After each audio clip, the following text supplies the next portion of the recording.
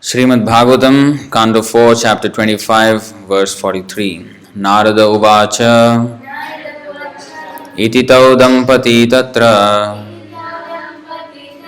samudya samayam mithah tam pravishya purim rajan mumudate shatam samah. Narada Uvacha. The great sage Narada spoke.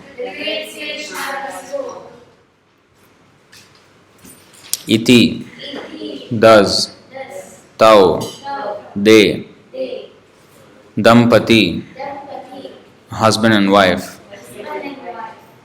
tatra, there, samudya, being equally enthusiastic,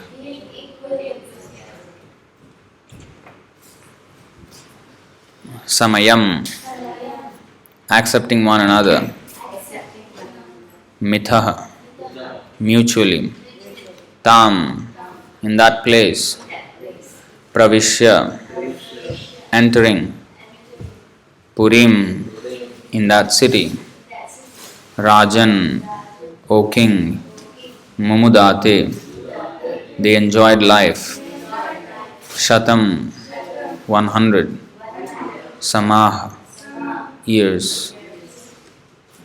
Translation and purport by His Divine Grace A.C. Bhaktivedanta Swami Srila Prabhupada ki Jaya. Translation. The great sage Narada continued, My dear king, those two, the man and the woman, supporting one another through mutual understanding, entered that city and enjoyed life for 100 years. Please repeat. The great sage Narada continued, My dear king, those two, the man and the woman, supporting one another through mutual understanding, entered that city and enjoyed life for 100 years. Purport. 100 years is significant in this connection because every human being is given the concession to live up to 100 years. The span of life is different on different planets according to the planet's distance from the sun. In other words, 100 years on this planet is different from 100 years on another planet. Lord Brahma lives for 100 years according to time on the Brahmaloka planet, but one day of Brahma is equal to millions of years on this planet. Similarly, the days on the heavenly planets are equal to 6 months on this planet. On every planet, however, the span of life for a human being is roughly 100 years. According to the lifespans on different planets, the standards of living also differ.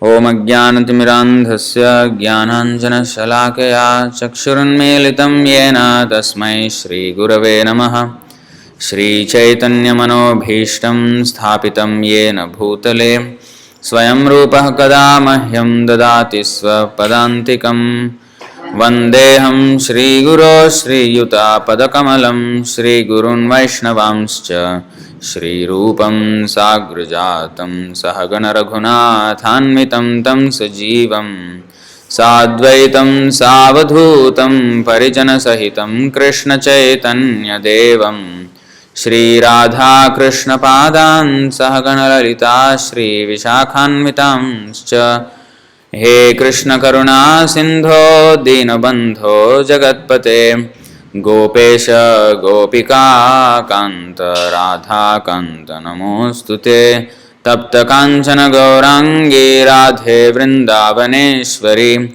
Vrishabhanu Sute Devi Pranamami Haripriye Vancha Kalpatarubhyascha Kripa Sindhubhya Evacha Patitanam Pavanebhyo Vaishnavebhyo Namo Namaha Namo Vishnupadaya Krishna Presthaya Bhutale Srimate Bhaktivedanta Swaminiti Namine Namaste Saraswati Deve Gauravani Pracharine Nirvishesha Sunyavadi Paschatya Deshatarine Jai Shri Krishna Chaitanya Prabhu Nityananda Shri Advaita Gadadhar Shri Vasadi Gaura Bhakta Vrinda Hare Krishna, Krishna Krishna, Hare Hare, Hare Rama, Rama Rama, Hare Hare. So Puranjan's story continues. So they got attracted to each other and became husband and wife, Dampati, and enjoyed life for 100 years.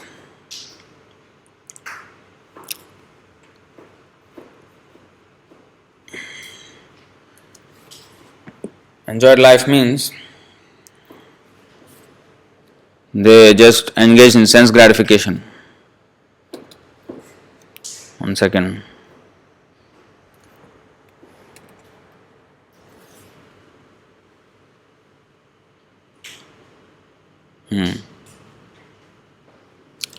So they enjoyed life means they engaged in complete unbridled sense gratification, uninterrupted. So this is what happens, as Prabhupada says in the purport.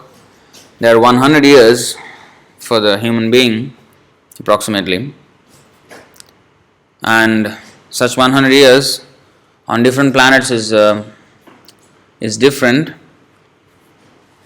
depending on the distance from the sun. Samvatsara means 1 year, is when the sun moves through the northern and southern hemispheres and comes back to the northern hemisphere. So that is 1 year. And for different planets, it's different times that the sun takes to complete that journey. And therefore, there is actually a chapter in the third canto of Bhagavatam that the measurement of time from the atomic scale to the cosmic scale. How exactly is 1 second defined? We know that 1 second is like 1000, we say, and then it moves. But who determines that? How has that become the standard? How to exactly measure the time? So there is explained in the Bhagavatam that when the sun moves across one molecule of 6 atoms called Paramanu, and that is called like one kshana or something, or some measurement. There is a whole chapter there. So that actually is the standard, and now there are clocks, but there was a time when there was no need of any watch or clock. People knew exactly what the time was just by looking at the sun. They would roughly know, not roughly, almost exactly knew the time. And if you go, there is a device in Delhi, I think Jantar Mantar. If you go there, there is a sun dial. Just by the sun, the whole dial is constructed in such a way, just by the sun's shadow, one can tell the time. So anyway, the thing is this, that when one gets into this Dampati business, husband and wife, without before you even know, as here it happened, 100 years have passed, and that time never comes back. The time never comes back. It's always unidirectional time. Actually, it's interesting how time moves. This is what I was actually thinking of making a proper video about how time moves actually. It's called Kala Chakra. Why is it called Chakra, which is round, when it is only moving in one direction? So we can see that the ideal description of a time, the ideal representation of time is Kala Chakra. It's like a wheel, because the wheel moves forward but at the same time moves in a cyclic manner. So we have the repetition of seasons, the repetition of day and night. At every scale there is repetition. Like Like the clock, you see, every minute one repetition happens, one circle, and every hour there is another circle. So like that, every day there is another circle, like not here on the clock, but so it appears to move in circles. So there is sunrise and sunset and sunrise and sunset. But at the same time, it is also moving forward because it never comes back. Whatever has happened, that's it. It cannot be changed. So that's like the wheel which moves in a cyclic manner and at the same time moves forward. So that's actually the perfect representation of time, although we have different devices to measure time in different ways. Like for example, if you see mine is a digital clock here, so it just moves forward. But then there is this stopwatch which moves backward. So there is a deadline, a time, and then you move towards that. So your distance towards the deadline decreases with every passing of every second. So that's the stopwatch. And if you see the sand glass, the hourglass, the below is increasing and the above is decreasing.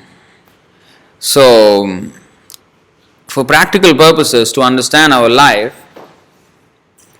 the way we usually look at time is as if we have infinite amounts of it left. By definition, actually time is infinite. Among the 5 things that are described in Bhagavad Gita, you know what the 5 things are? The whole Bhagavad Gita is the subject matter of only these 5 things. So it is the Supreme Lord, Ishvara, the living entity, Jiva, time, Kala, nature, Prakriti, and karma, activity. So the entire Bhagavad Gita describes these 5 things. Now out of the 5, only one is temporary, and that is karma. That means the other 4 are actually eternal. They have no stoppage.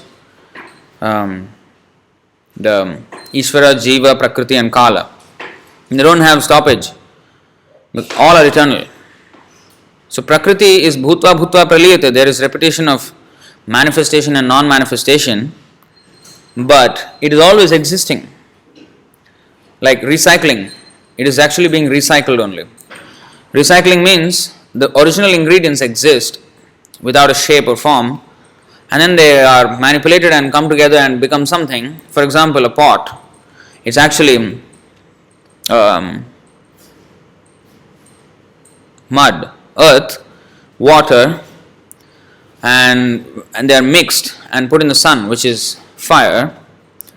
So there is earth, water and fire combined together to make the pot. So when the pot is there, it becomes a specific shape and it has a specific use. The same process is done to produce the brick, but it has a different use. So according to its use, it assumes different shapes. A brick, a pot, or whatever it is. Like in our body, there are so many different parts. Some are called muscles, then there are nerves, then there are veins, bones, there's hair, there's liver, heart, kidneys. So they have specific names because of their specific job or the specific use of such instruments. But in a dead body, when it is buried or when it is burnt, when it is buried, it becomes the earth. It just mixes into the earth, the original ingredients. And when it is burned, it becomes ashes. Or when it is eaten by animals and worms, it becomes stool. So after that, there's no more distinction. What is stomach, what is brain, what is not. There's no distinction anymore. It's just earth and water, and it mixes into these elements. So the different names are only applicable when there is a manifestation of a particular shape or form and with a particular use. So this material world also is bhutva bhutva praliyate. It's non-manifest, it's manifest, and again becomes non-manifest and manifest, like that. But it is actually eternal. Just like the ingredients of the pot, the mud is eternal. Even if the pot is broken, then there is no more pot.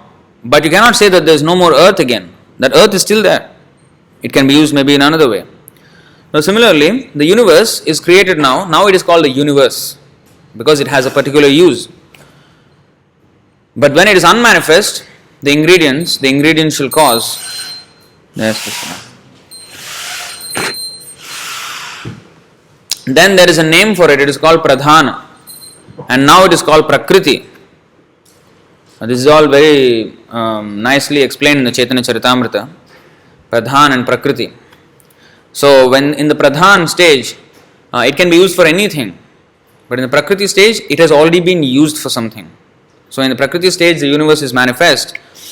And all the planets with its different atmospheres and living entities are all populated. And so many names and sub-names and nomenclatures, it just evolves. The whole thing evolves. All the nomenclatures evolve. And we have hundreds and thousands and millions of names for every single thing. But when it goes back into the pradhana stage, non-manifest, then there's no names. It is not earth, it is not fire, it's just one thing. It's just one thing. And from there, with the contact of the material modes of nature, the different ingredients are produced. Earth, water, fire, air, ether, mind, intelligence, and false ego. Even that becomes non-manifest in the stage of pradhana. So, that is the Mahatattva. So in this way, the creation, everything is eternal. So time is also eternal because time just moves and moves and moves. It doesn't stop at all. But for us to view time in that manner is a mistake for our own life. Because if we think every day that we wake up, that the time is just going to be there for me, infinite amount of time, it's wrong. Because this body, everything that has jatasya hi dhruvo mrityur dhruvam janma mritasya cha. Jatasya hi dhruvo mrityur. Everything that has taken birth has to die. So therefore, this video that I was thinking of making about time, we see if there is an hourglass is the perfect representation of our life, because in the bottom it's increasing and its top is decreasing. So this is exactly how we are. And the thinnest part of the hourglass, that is our present moment. And the below is the past and top is the future. Now, we only know the past and we only are experiencing the present, but we have no idea how much sand is left in the top. But we know there is a limit to the sand glass. So we approximately know where the limit is. But still it can be lesser or more. The problem is we never look at the top half. We only look at the bottom half, and every time it's increasing we just celebrate. Oh, it says increase, like birthday we celebrate. We increase and then we engage in more and more sense gratification, never thinking that actually it's a stopwatch. We are closing, we are nearing death at every moment. So there's actually only a finite amount of time left. The notice of death is already there along with birth. But we always forget this. Therefore, Yudhishthira Maharaj has said,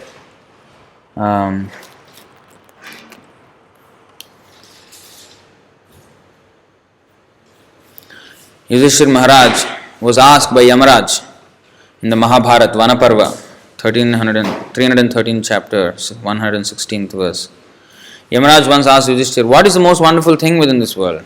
Maharaj Yudhishthira replied, Ahanyahani bhutani gachanti ha yamalayam sheshah sthavaram ichhanti kim ascharyamatah param.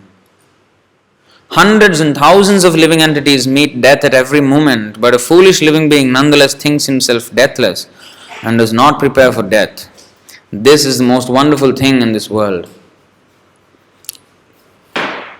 Everyone has to die because everyone is fully under the control of material nature, yet everyone thinks that he is independent, that whatever he likes he can do, that he will never meet death but live forever, and so on. Death is not kind. It will not see that, oh, this man, may he just live for a few more years so that he can live happily with his family before he is taken away. No mercy at all. The death has no kindness.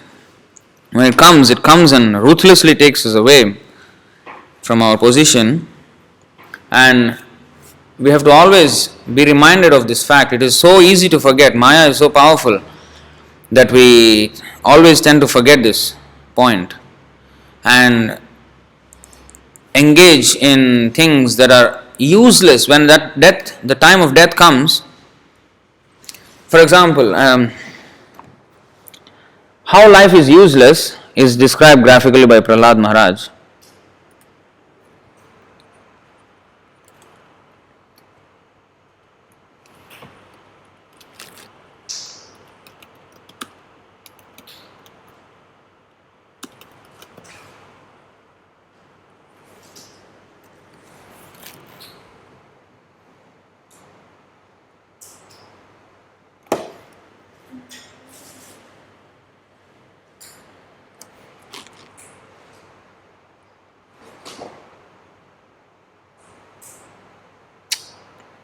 Where does he say that? I think 7-6.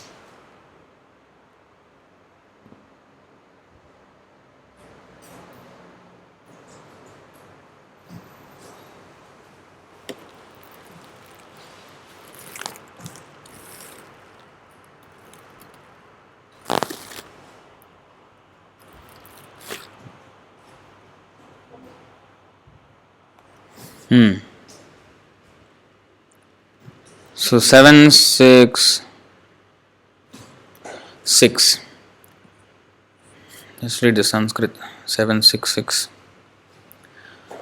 Pumso varshasatam hi ayus tadardham chajitatmanaham nishphalam yadasau ratriam shetendham prapitastamah. Ardham means half. 100 years we have. Suppose, if we have, then half, ardham means half, is wasted in sleeping alone. How sleeping is a waste of time we are not living, is as good as dead. So every human being has a maximum duration of life of 100 years, but for one who cannot control his senses, half of those years are completely lost because at night he sleeps 12 hours, being covered by ignorance. Therefore, such a person has a lifetime of only 50 years. Already half gone. How much time is gone? We have. This is the thing. When it happens little by little, it doesn't look like much. When we waste 5 minutes, it doesn't look like much. But just calculate 5 times 30 in a month. That's 150 minutes, which is like 2.5 hours. Times 12, which is how much? 30 hours in a year. 100 years, 3,000 hours. 3,000 hours is 50 days. Is that so? No, I don't know what calculation I'm doing. Huh? Whatever, 3,000 hours. That's a lot of time, just 5 minutes a day for 400 years. But where we waste 5 minutes a day? 125 days. So, how much time is wasted just by wasting 5 minutes a day? So, because it doesn't look like much, imperceptible, and then we don't think much and we waste. So, Even when we snooze the alarm clock when we wake up, 5 minutes gone and it's gone. So, we don't realize. We are so groggy and then we don't realize. We just, waste like that. So, it's a lot of waste. And how many 5 minutes like that we waste in a day? So, whatever time is spent without service to Krishna is utterly a waste of time. So, these people, these two Dampatis, husband and wife, enjoyed their life for 100 years and they did not even notice. The same thing happened to Kardama Muni and Devahuti. Kardama Muni was engaged in austerity, Devahuti was, daughter of Swayambhu Manu, princess. Then after they married, of course she served him for a few years and without any complaint, without any demand. Very nicely, sincerely she served, and after that he created an aeroplane and they went in that aeroplane all over the universe for 100 years. And they did not notice how time was passing. I don't know whether it was winter, summer, day, night. They were just lost in themselves. So in this way, so much time is wasted. So, Mugdhasya. So what we read. So one who is sleeping, 50 years gone. Next.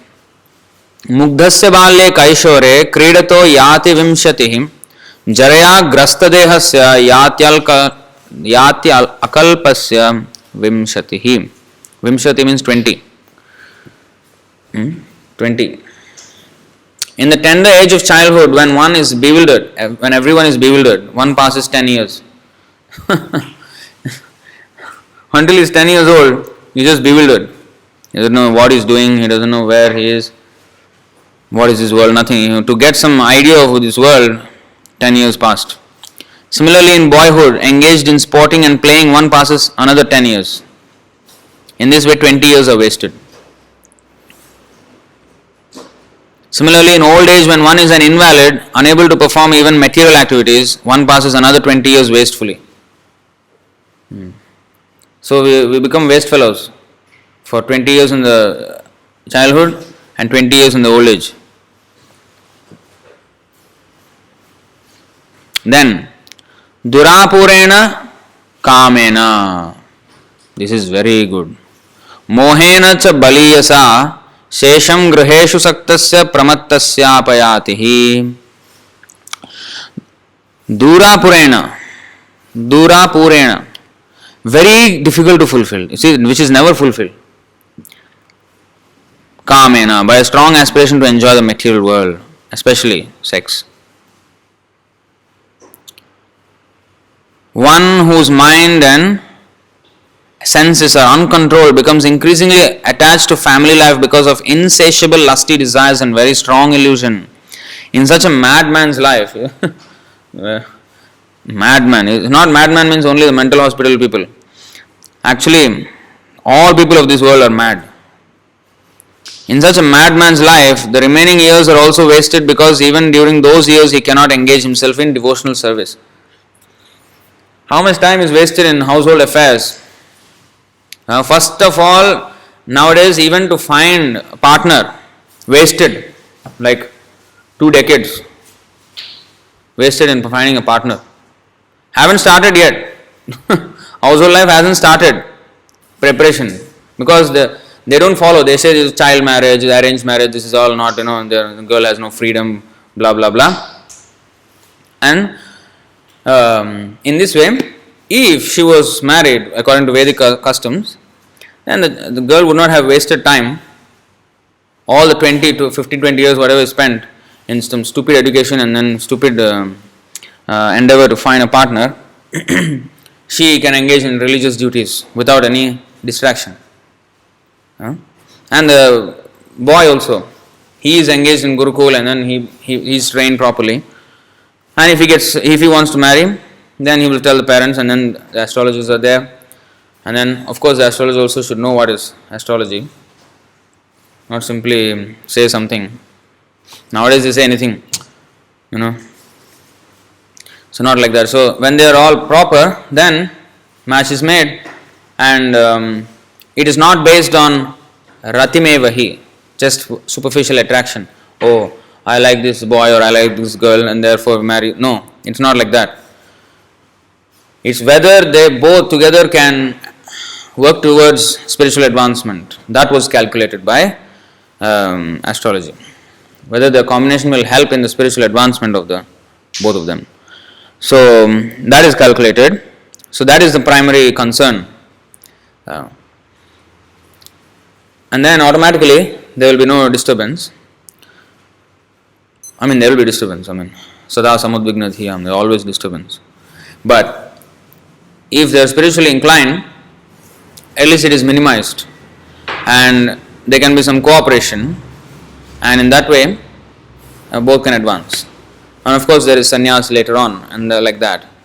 But if it is just based on superficial attraction and how to increase the lusty desire, and only, what is that? In Kali Yuga, Dampati means husband and wife, Dampatim Ratimevahi.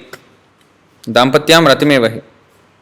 So husband and wife, they only come together because of sexual attraction.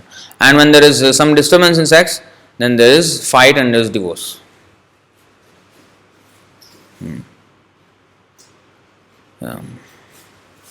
In fact, this is what happens in Grihastha ashram. Somebody told one of my friends that, his aunt, this is private matter, but it was just leaked. So the aunt was telling him, I don't know why an aunt would tell him, but anyway, aunt told him that, you see, how my husband is so agitated because last night he did not get what he wanted. So that's how fights happen, and the tantrums and all these things, unnecessary things happen in household life. There's so much disturbance in that way, especially if one is not spiritually cultured. If they think that marriage is only for satisfying the three senses, not senses, the three sense gratificatory repositories, which are the tongue, the belly and the genitals. So if that is the only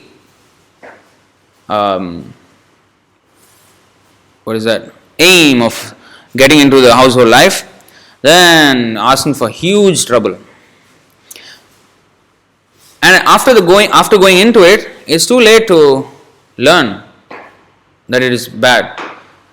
And therefore there is so much disturbance, there is separation and unwanted. So they waste time nowadays finding a partner, get into some household life, say for a few years, and waste time in the divorce process and how to divide the property and not just the property, there is so much emotional baggage that comes with it, and the lawyer's fees and everything. Where is the time for any spiritual advancement? How much waste of time it is. The remaining years are also wasted. In such a madman's life, the remaining years are also wasted because even during those years, he cannot engage himself in the devotional service. So even if one goes into household life, then he has to work whole day, and then he has to raise children, and then he has to even risk his life to earn money sometimes. Like here we have construction workers, and there is so much risk involved. Not only construction, everywhere there is so much risk, and he undergoes so much anxiety. The boss gives him so much pressure. Everything is so full of pressure, and then there is rush hour. There's so much turbulence just to maintain that family, and all this is just because we want a little bit of sense gratification. This is a struggle for existence.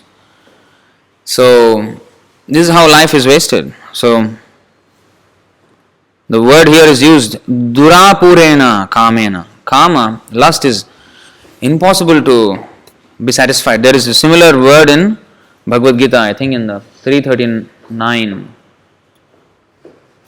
Dushpurena analena cha.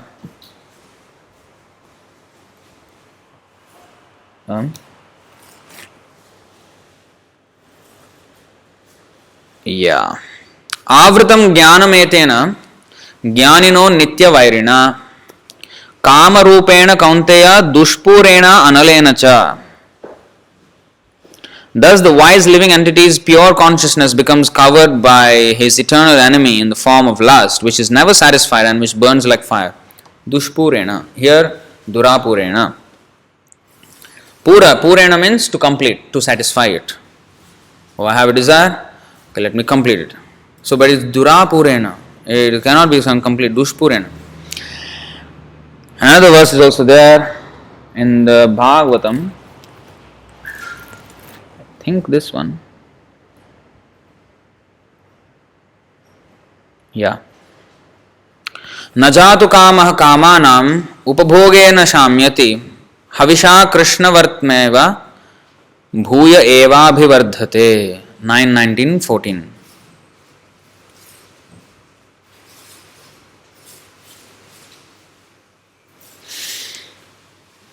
As supplying butter to a fire does not diminish the fire but instead increases it more and more, the endeavor to stop lusty desires by continual enjoyment can never be successful. In fact, one must voluntarily cease from material desires. This is how lust is. We cannot really satisfy. Kamadhanam katina katidha palita durnideshast tesham jata mayina karuna anatrapana upashanti. So the senses will never give us relief just because we satisfied them. No, they will ask for more and more and more and more. It never decreases. So in this way we are wasting away life on insignificant things which have no meaning at all. Because this body we are trying to satisfy. Kama means satisfying this body, senses. And this body is going to mix into the earth. What is the use of giving so much attention to the body? We should only give attention that much which is, it is not that the body is useless for all things. No, there is some use. But to think that taking care of the body is the only aim of human life, that is bad. The body has some use in executing devotional service. It is actually Krishna's property, it is not my property. We think it is, this is my body, I can do whatever I want with it. But no, it is not. It's not my body. It is Krishna's body. He has given us on rent for a few years, and what we make out of it, that determines our future. So that's why Prabhupada said, it is a bad bargain. We asked for this body. It is a bad bargain because we are supposed to have a spiritual body, but this is a material body. It is a bad bargain compared to our original state. But we have to make the best use of this bad bargain so that we can revive our original state. So that's the whole idea. So instead of spending 100 years enjoying sex,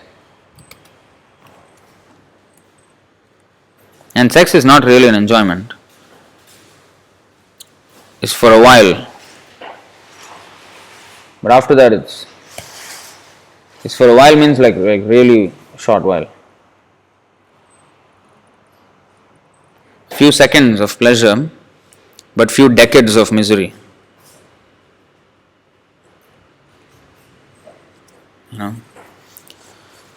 कामस्य नेन्द्रिय प्रीतिर लाभो जीवेत यावता जीवस्य तत्व जिज्ञासा अनार्थो यश्चेह कर्मभिः. Life's desires should never be directed towards sense gratification. One should desire only a healthy life of self-preservation, since a human being is meant for inquiry about the absolute truth. Nothing else should be the goal of one's works. We should only desire a healthy life, and that's it. So the morally maintenance must be only to that amount. So today the verse, if you see, there is this word shatam samaha, 100 years. You see, shatam means 100 and samah means years. The same word is used in the Ishopanishad. We'll first read the first verse and then go to the second one, because the second one is related to the first one. So first one we all know, at least expected to know. Ishavasyam idam sarvam yatkincha jagatyam jagat tena tyaktena bhunjitha magridha kasya svidhanam. everything animate or inanimate that is within the universe is controlled and owned by the Lord. One should therefore accept only those things necessary for himself which are set aside as his quota, and one should not accept other things, knowing well to whom they belong. They belong to Krishna. So he has given us a quota, it's not ours. Some people say, I am a self-made man. No, nobody is self-made. Nobody is self-made. Yeah, everybody is made by Krishna. And so he has given us that quota of intelligence, of beauty, of ability, or whatever it is. So this is how we have to understand it. Then the next verse. Kurvan eveha karmani jijivishet chatam samaha. Chatam actually jijivishet and shatam. So it is joined together. So jijivishet chatam sama. So it's a sandhi. But if you see the word here, shatam samaha. So kurvan eveha karmani jijivishet chatam sama evam tvayananyatetosti na karma lipyate nare. One may aspire to live for hundreds of years if he continuously goes on working in that way. That means in Krishna consciousness.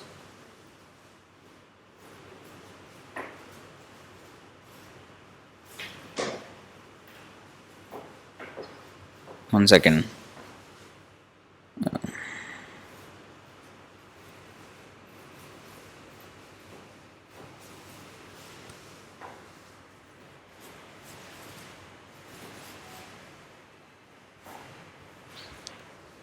So one may aspire to live for hundreds of years if he continuously goes on working in that way, understanding that Krishna is the owner and I am just his servitor. For that sort of work will not bind him to the law of karma. This is called buddhi yoga. There is no alternative to this way for man.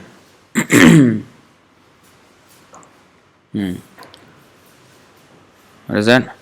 Na karma lipyate nare. So to desire to live for hundreds of years, a long life, is not bad in itself. To live a long life is not bad in itself. But to live a long life of sense gratification is bad. Because to desire to live a long life, that is a natural symptom of the soul because we are eternal. But sadhu, he is jivova marova. Whether he lives or he dies, it's the same thing because he is always engaged in Krishna's service. So he doesn't really bother whether he is going to live long or short. But of course, that is a real sadhu. Like Mukundamala Stotra, this King Kulashekar is praying, Krishna Tvadiya Padapankaja Pancharantam. Tvadiya means today. Krishna Tvadiya Padapankaja Pancharantam. Adya means today. Adyaiva me vishatu manasa rajahamsa. So I want, now I can remember. So in the old age I do not know whether I can remember you or not. And at that time if I die, so I may not be in a position to even remember you now. At that time. Now I can remember you. So I prefer dying now. So this is the way devotee thinks that. But of course, if I am not remembering Krishna, then if I pray for death now, whether now or later it's the same thing. Going to hell only. So it's not about dying now or dying later. It's about remembering Krishna. Then it doesn't matter when we die. There's nothing that will stop us from the service of Krishna. So death will not be an impediment in our service. So Shatam Sama, they enjoyed here unrestricted sense gratification. But here it is said Shatam Sama in the devotional service for hundreds of years. And also Rishabdev, he is talking in the 5th canto about 5th chapter about renunciation and how we should be detached, and he was speaking all this to 100 sons. So one may question, what is he speaking, He's speaking about renunciation and he has 100 sons himself. So there is nothing wrong in begetting children, hundreds of thousands of children, but provided make them Krishna conscious. So he is training them in Krishna consciousness by speaking to them about the philosophy. Then there is nothing wrong. That is called dharma aviruddha kama. So there is religious sex life. Nothing is bad as long as it is used for Krishna's service. It becomes only bad when it is misused. So the misuse of anything is bad anyway. So everything has its proper use, and to understand its proper use in Krishna's service and employ it in that way is called yukta vairagya. So yukta vairagya is anasaktya vishayan yatharham upayunjataha nirbandhe Krishna sambandhe yuktam vairagyam uchyate.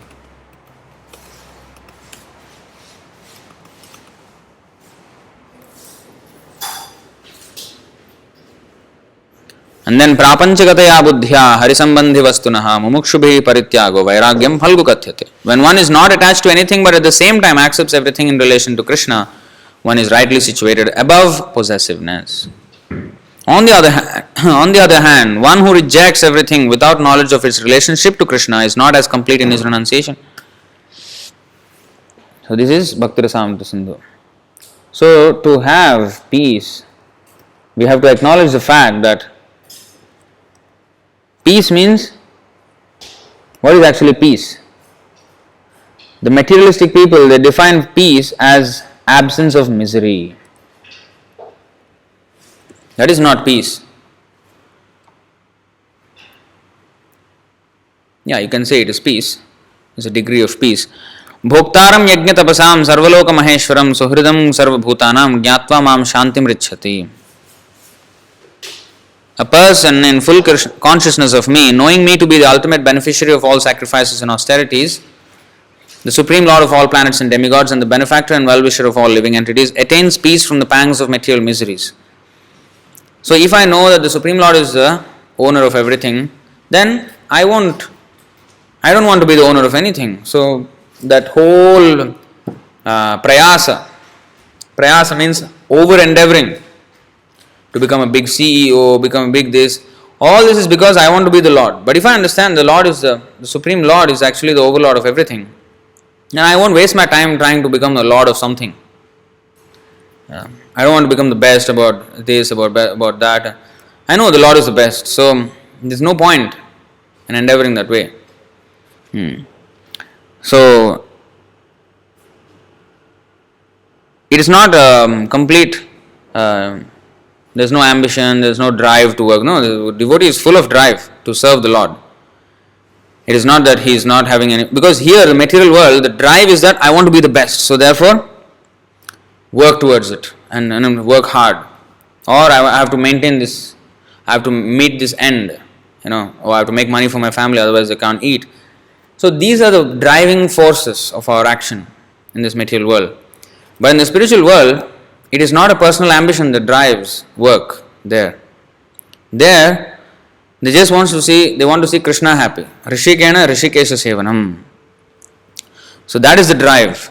So there is no personal ambition that drives. The ambition that drives a devotee, it looks like a material activity. Like we have business, we sell books, we sell our magazines or calendars. So this is also a business. We raise funds. So these are all business, but we don't do it for us, for ourselves. We don't do this to maintain ourselves. So to serve Krishna. So, and also the books, they are preaching Krishna consciousness. So this way, a devotee is engaged seemingly in the same way as a materialist, but his actions are completely different. That is explained in the 3rd chapter of Bhagavad Gita, the whole Karma Yoga section. So, anyway, so this is the thing. The time is a very tricky thing. We should. How can this class end without that verse from the Niti Shastra? Ayu Kshanam.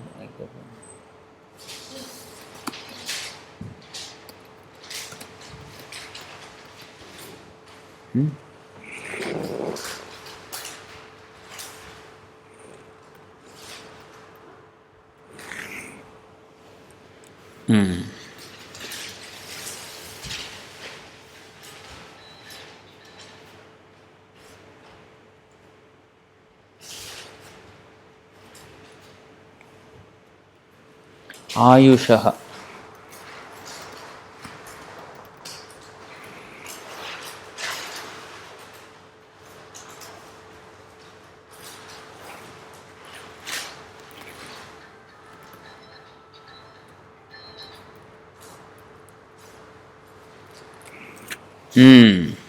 This is the one.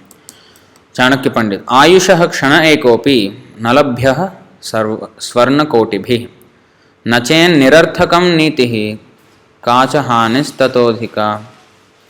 Even a moment of one's lifetime could not be returned in exchange for millions of dollars. Therefore, one should consider how much loss one suffers if he wastes even a moment of his life for nothing. That's why there is a nice verse actually.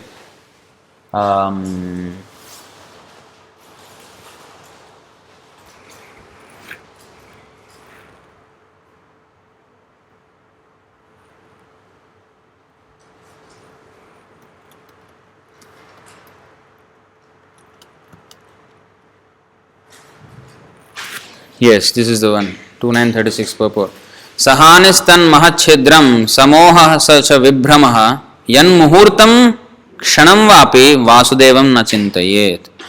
If even for a moment remembrance of Vasudeva, the Supreme Personality of Godhead, is missed, that is the greatest loss, that is the greatest illusion, and that is the greatest anomaly. So this verse must be remembered. In the Vishnu Purana it is written like this. So, with that, I'd like to stop here. So, any questions or comments on this topic? Can the wife follow the husband in Vanaprastha? Huh? Can the wife follow the husband to the Vanaprastha? Yeah, in Vanaprastha, the husband and wife usually they go together and go to the holy places and also engage more in the service, basically. So, like that, they get more detached from household affairs, and then when the husband is prepared, then he will take sannyas. But suppose if the husband takes sannyas, means what's the position of nowadays? Because nowadays the children cannot believe the children that they can take care of the parents. So for the wife only the husband is the one aid. If the wife is also a devotee, then let them continue in the Vanaprastha instead of taking the sannyas. Krishna will arrange something. How it is. First of all, if the in that age is that wife can also go for sannyasa, like sannyas, no wife never sannyas. Sannyas means to be separate from wife. In sannyas, the sannyasi can see even his children, but he cannot see his wife. But at that age, when they reach that sannyasa, she also had that mental thing. Then what is the difficulty in staying together and do Krishna service? In sannyas? Yeah. No, even if the wife is Krishna conscious, she goes back home and does Krishna consciousness at home, not in the forests and all this. But nowadays no forest. No forest, forget it. Even Vanaprastha means It's also at home. Vana is forest. Vanaprastha means to go to forest. Nowadays, No, that's why Vanaprastha means to just come and come to the temple. Vana means forest, but Vrindavan means Krishna conscious forest. So temple is Vrindavan. So to come to the temple and do services. And if the husband has to sannyas is for in Kali Yuga especially for preaching, and with the wife he cannot go anywhere to preach. So to take up that duty, then he leaves the association of wife and then he goes to preach all over the world. With husband and wife, how much you can travel? But if So the many husband limitations. leave the wife like that, then won't any the wife had no problem. That means that is not the sin of wife.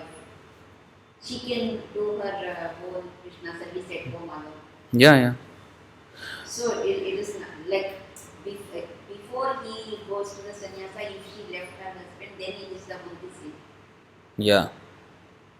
Yeah. So there is a legal divorce in spiritual, Vedic way of life, the sannyas. So sannyas is the only way there is a divorce. Is there any particular age for vanaprastha and sannyasa, or if they are mentally fit? Usually at 50. Panchashordhvam vanam vrajet. Panchash means 50. So once one goes above 50, one should think about leaving family affairs and getting retired. 50 vanaprastha. Around Vanaprastha. So usually at that age, around 50. Then eventually when he is more detached, then he takes sannyas and leaves the wife. But all this these are the injunctions, but how much of it even the devotees, husband and wife themselves understand it is question mark. Even devotee husband and wife, they don't, once they get into household life, they will never want to be separated actually. It's very, very difficult to get that feeling of I want to leave my wife. It's very, very difficult. Even for a person who is disgusted with the family life, he still cannot leave. It's very difficult for him to think that way. Then in the vanaprastha also, that attachment is still there. Yeah, that's why the whole idea of vanaprastha means there is no relationship, no sexual relationship, only is for the service. If you see Bhaktivinoda Thakur, people like to quote Bhaktivinoda Thakur to promote Grahastha Krishna conscious life. But if you actually notice Bhaktivinoda Thakur's life, he only spent 15 minutes with his wife every day, that's it. Nothing more. He was going on as a judge, he was magistrate, and then there is, he used to write his song. In the night, he used to stay up whole night and he used to write books, songs, Krishna conscious literature. He was never with his wife and he used to sleep separately also. So there is no much contact. Although yes, he had many children. When he wanted, then yes. But then, much of the time he did not spend with his wife. It is not to be... Grahastha life means not just quote that, Bhaktivinoda Thakur was Grahastha, so Grahastha life is okay. Yeah. That do it like Bhaktivinoda Thakur. Then yes. But of course, it's a very high standard. He is a pure devotee. And one should always think about that I should minimize. I should know that Kunti Devi, after all her, she is from two great families. A woman always has two families, the father's family and the husband's family. So the father's family is Vrishni, great kings and devotees. And on the husband's side is Pandu, the Pandavas, great devotees again. And she is personally the aunt of Krishna. But she also said this.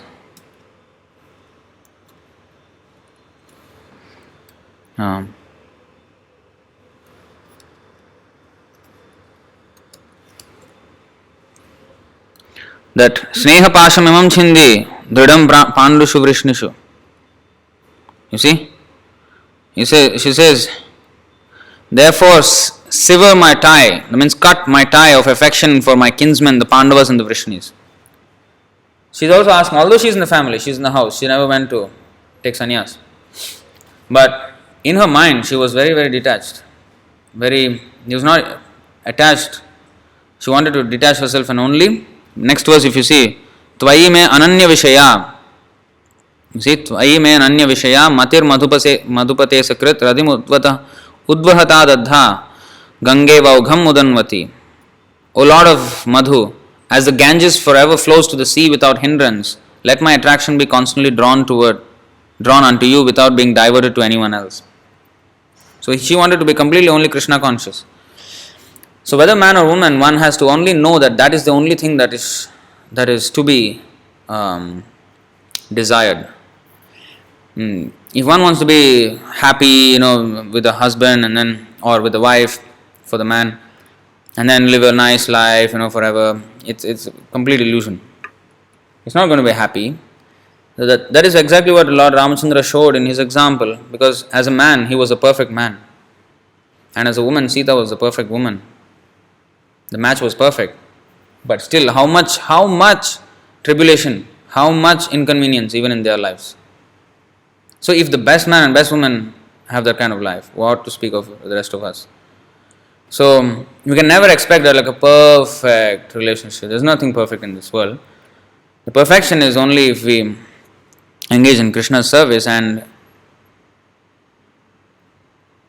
like there is among the devotees, among some, half past 6 devotees, as we say, half-baked devotees. They have in the Instagram, I see that hashtag Grihastha life, promoting Grihastha life, So we're not into hashtag Grihastha life, hashtag Krishna conscious life.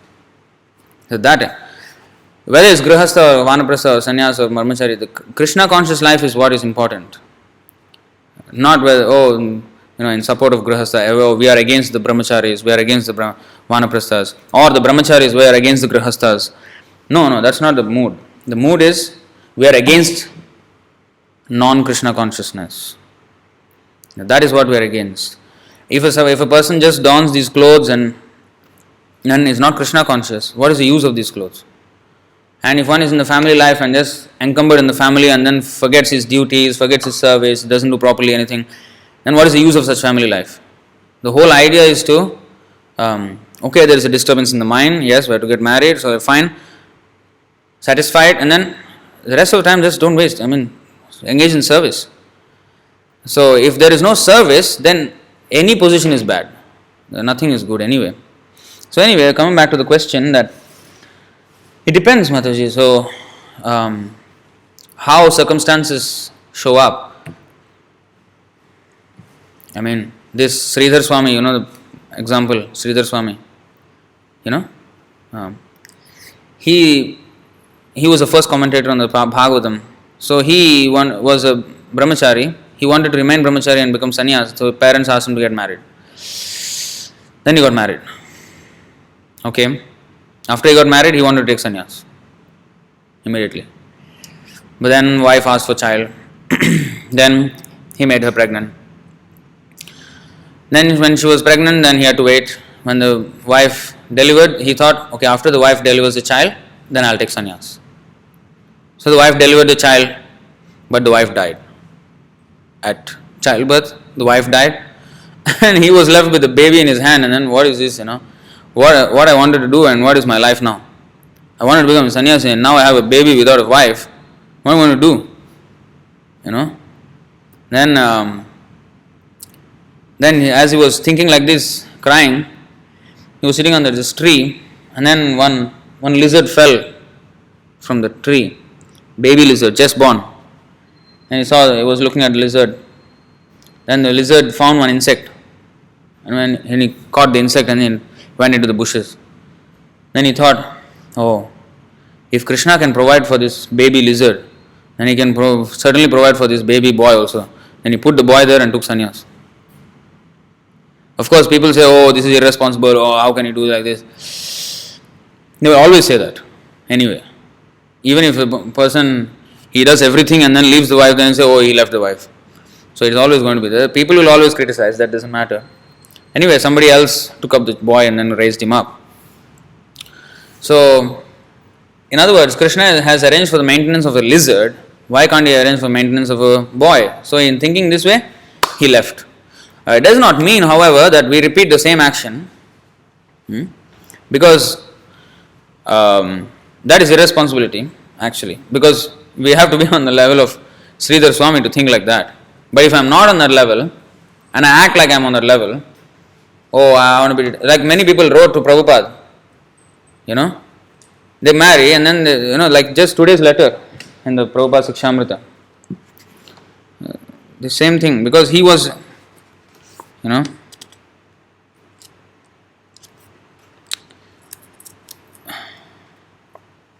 You see, one devotee, he wanted to take sannyas. He just got married, maybe 1 or 2 years, maybe, I don't know. He wanted to take sannyas. Actually, Chaitanya Mahaprabhu did that. He married, his wife died, Krishna Priya. His mother asked him to marry again. He married again. He was only 24 years old and his wife was 16. So second wife was Vishnu Priya. And married, and immediately few months later he took sannyas. Now why did he marry? You may ask. That is, Vishnu Priya is nothing but actually Lakshmi herself, to be wife of Chaitanya Mahaprabhu. So eternally they are already husband and wife. So that relation is always there. But then for the duty, he gave up all that and then took sannyas. So some of the Americans, they also wanted to be like, Chaitanya Mahaprabhu. Marry, then they don't like sannyas. But Prabhupada knew that they were not on that level. It's not that they can be sannyas and then whole life sannyas. They will find another girl after some time, after taking sannyas. Now they are having some discomfort or some inconvenience with the woman, I will take sannyas. But then, after that, it's not like the strong desire until the end of life. Again, after some time, he may want to get married. That is not sannyas. So here he has said, this. Actually I did not read this letter. It was supposed to be for the next day, but I will just read it. If you have taken a wife for grihastha life, why are you neglecting? That is not Vaishnava. Vaishnava means he is very much responsible. And if he is householder, then he must be responsible. I cannot give sannyas to any devotee who has not proven himself to be responsible in all respects. Better you prove yourself first by being ideal householder and forget all this nonsense. Because this person was writing to him about sannyas and all. Prabhupada said, for the nonsense, first of all prove that you are responsible. Because sannyas is even more responsibility than household life. Sannyas is not escape from responsibility, but people think it is escaping. They want to escape the nagging of the wife or the fighting with the wife. So in that mood of, I want to get away with this, they want to take sannyas. They don't understand that this sannyas is even far, far more responsible. Here you are maintaining one family, you are taking care of a family. Whereas now your whole world is your family. You have to take care of the whole world just like they are your family. You have to go out and preach. They kick you on the face, still you have to preach to them. You have to care for them. Distribute books even though there is so much risk or whatever. Make them devotees. Here in the family you will only think of making your wife devotee. I want to make my son devotee. I want to make my parents devotees. No, a sannyas means he wants to make the whole world devotees. So his responsibility is far bigger. Tattvavit, what is that? The 6 Goswamis? Tattvavit turnam asesha mandalapati shrenim sada tuchhavat bhutva dina ganesha kau karunaya kaupina kanthasritau. They gave up their royal life, the 6 Goswamis, and accepted only kaupin, only a loincloth, given up everything, just for bhutva dina ganesha kau karunaya, for showing mercy to the fallen souls. So it is actually giving up a small responsibility to get into a much bigger responsibility. Not that let off all responsibilities and then just be free from the responsibility and then relax. No, that is not sannyas life. So people want to do that with sannyas life. So that is prohibited. Therefore sannyas in Kali Yuga is prohibited. Actually, one of the 5 things that are prohibited in Kali Yuga is sannyas. But Chaitanya Mahaprabhu took sannyas because that is for preaching. That sannyas is alright.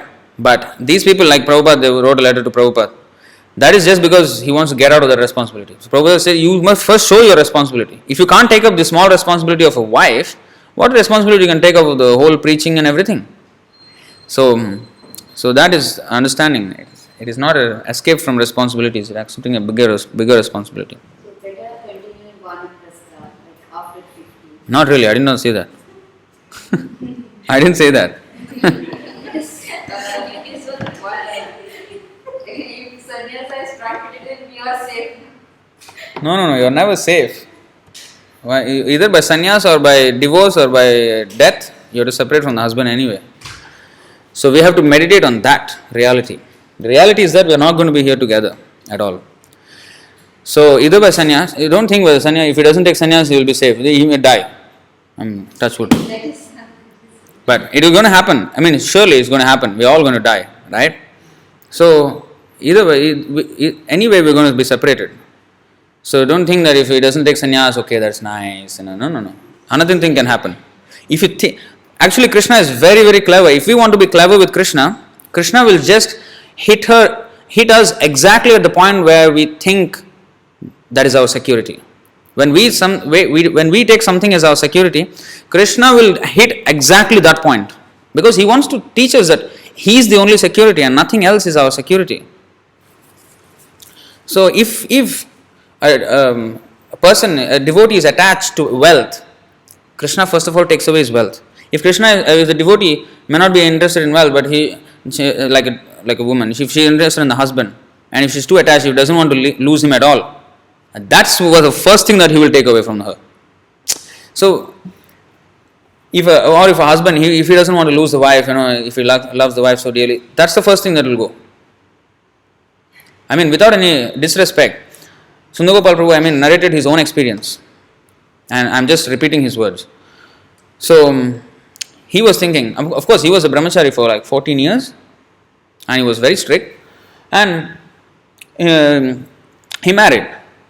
And when he married, he thought, okay, well, since she is a devotee, I will continue my life until I am 90 years old with my wife. Anyway, we are devotees after all. What is the point of taking sannyas because she is a devotee after all? But at 50, exactly at 50, when he was 50, his wife passed away. In fact, he was thinking, what is the use of traveling and preaching? Just, after all, husband, wife, devotee, we can make a temple and then we can preach, But Krishna doesn't want that. When we think like that, that's the first thing Krishna will take away. Then Prabhu himself said, this is his own words, that wow, it's completely opened up his life. Like now he's thinking of preaching, and that's the exact point I stepped in to the temple when I saw his wife, and 3 months later she was no more there. So just at the transition when he was in his Vanaprastha, when he was starting, that's when I came in. And that's when Prabhu was talking, even when he was giving class, he was saying, I think this is Krishna's indication that I should travel. At that time, there was no plans of traveling. We never had ISKM. It was only SKM. There was nothing international going on. It's just one temple here in Singapore. That's all it was. And still Prabhu was saying, I need to travel far and wide now. So he was thinking in that. He said, I would have never thought of this if my wife did not pass away. It is a blessing actually that my wife passed away. So, it's all how it pans out, That's why when Prabhupada, when he was a young man, he wanted to marry a second time. At that time, two wives, polygamy was allowed. Actually, it's a proper Vedic way anyway. But of course, nowadays man cannot even maintain one wife, what to speak of two or more. But polygamy was allowed. If it can be maintained, it can be done. But so Prabhupada wanted to marry a second time. Then his father asked him, why you want to marry? No, I don't like my wife. Then his father said, that's good that you don't like your wife. This will help you in the future to be detached from household life. And that's what actually got him sannyas. And because of that one instruction from his father, we are able to sit today and discuss Bhagavatam and Bhagavad Gita and engage in services. One discussion between his father. So we do not know how these small things actually amount to such bigger things. A wife, a woman especially, she would always think that way, that my husband does not leave me, this is better. But actually if the husband leaves and becomes sannyas and preaches all over the world, that's much better. So they don't think that way. So that's why, as it said, women are less intelligent.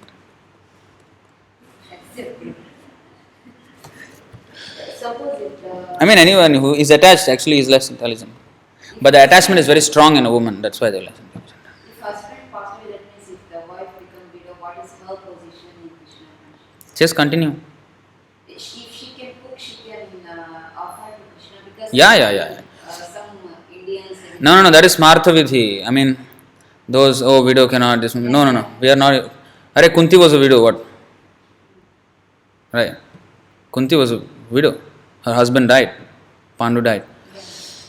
She is the aunt of Krishna. Everything that her whole life was offered to Krishna. So no. Our Krishna consciousness movement is not following those are all Smartha Vidhi for those who are not devotees. Yes, they have to follow all that. But for a devotee, he is already higher than this.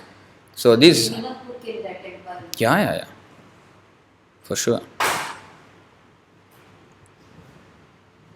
Thanks. No problem. I think somebody asked something. I don't know if we have time for all this, but... there are questions.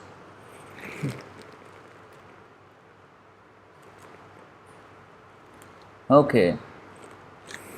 Question from Mataji. Vanajakshi Mataji. I don't know who is this, but... Oh, Vanaja Mataji. Oh, maybe. Vanaja Mataji, yeah. So these ashrams not applicable to women, so how can they attain moksha? So is brahmachari, grahastha, vanaprastha, sannyas. Yeah, they are not applicable to women. For women, there are only 3 stages: being protected by the father when she is small, by the husband, and by grown-up sons. There is no sannyas and brahmachari for women, but they can attain moksha. There is no barring from that. Krishna says in the Bhagavad Gita, just Mam hi partha vyapashritya yepi syuh papayonaya striyo vaishyas tatha shudras tepi yanti param gatim. O son of Pritha, those who take shelter in me, though they be of lower birth, women, vaishyas and shudras, can attain the supreme destination.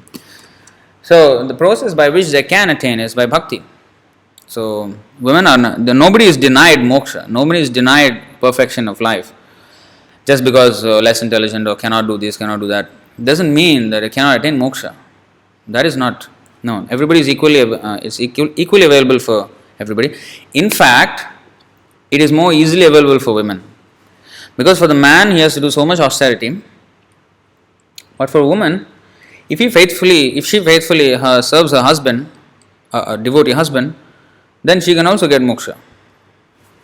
So just by faithfully serving, she doesn't have to go to the forest, she doesn't have to go. Of course, now man doesn't go to the forest anyway, but the man's austerity, the brahmachari life is more stringent in that sense. But the woman is in fact easily gotten for her. So in fact it is better in that way. So just like now we are fallen, so Chaitanya Mahaprabhu made it easier for us by chanting. Anybody can chant Hare Krishna and go back, no more coming back. So how is moksha not available for women? It's not that if one becomes brahmachari, grahastha, vanaprastha, sannyas, then you get moksha. If you chant Hare Krishna, then you get moksha. Even if I go through all these ashrams and if I am not chanting Hare Krishna, I'm not going to get any moksha because I'm sannyas. No. So chanting is what counts, and that's what that will actually get us. Moksha is nothing actually. Moksha is just a byproduct of bhakti. We will get far higher than moksha.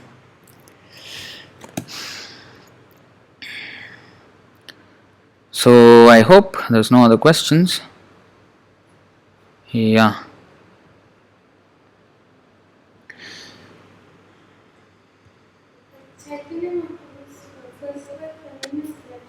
Sorry, Lakshmi Priya, not Krishna Priya.